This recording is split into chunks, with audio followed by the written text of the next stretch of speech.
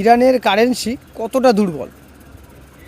তাহলে এবার বলি, শুধুমাত্র ধর্ম এক হলে দেশের আর্থিক অবস্থা যে একই রকম হয় না, তার জলজ্যান্ত প্রমাণ আজকে বর্তমানে ইরান।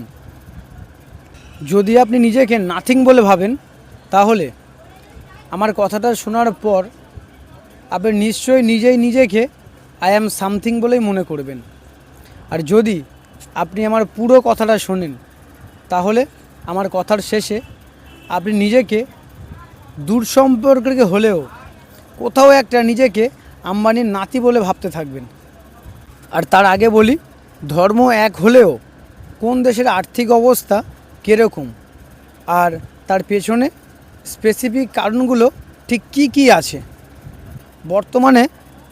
বর্তমানে শুধু মুসলিম রাষ্ট্র বলে না, সারা ওয়ার্ল্ডে বিশ্বের সবচেয়ে শক্তিশালী কারেন্সি হলো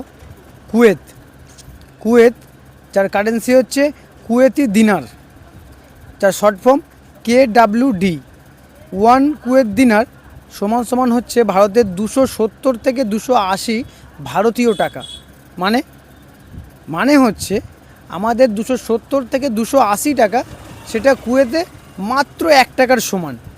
এবার আপনি বুঝতে পারছেন তাহলে তার কারেন্সি কতটা শক্তিশালী, কতটা মজবুত, কতটা এগিয়ে আমাদের থেকে। এরপরেই আছে বেহরান, যার কারেন্সি হচ্ছে বেহরান দিনার, যার শর্ট ফর্ম হচ্ছে BHD।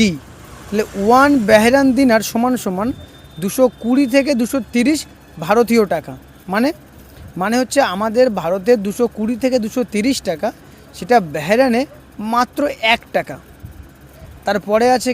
তারপরে আছে ওমান, যার কারেন্সি হচ্ছে ওমানি রিয়াল, তার শর্ট ফর্ম OMR।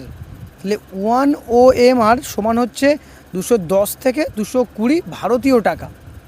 মানে ভারতীয় 210 থেকে 220 টাকা, যেটা ওমানে মাত্র 1 টাকার সমান। এরপরে আছে প্রায় মধ্যবর্তী, প্রায় কাছেরই সৌদি আরব বা UAE। ওখানের 1 রিয়াল বা দিরহাম, ওখানের যে কারেন্সি আছে রিয়াল বা দিরহাম, যেটা ভারতের হচ্ছে 22 থেকে 23 ভারতীয় টাকা।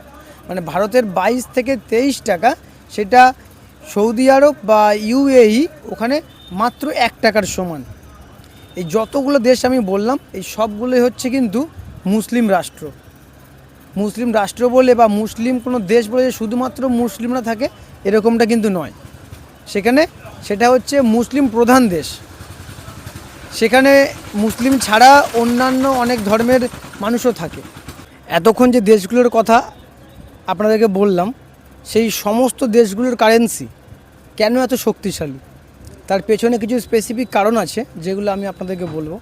1, এই সব দেশে প্রচুর তেল ও গ্যাসের রিসোর্স আছে।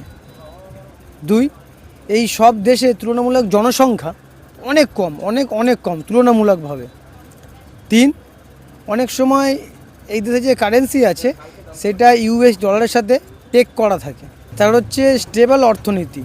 আর তার কারণ হচ্ছে যে দেশের কারেন্সি US ডলারের সাথে পেগ করা থাকে, সেই দেশের অর্থনীতি স্টেবল হবে, এটাই স্বাভাবিক।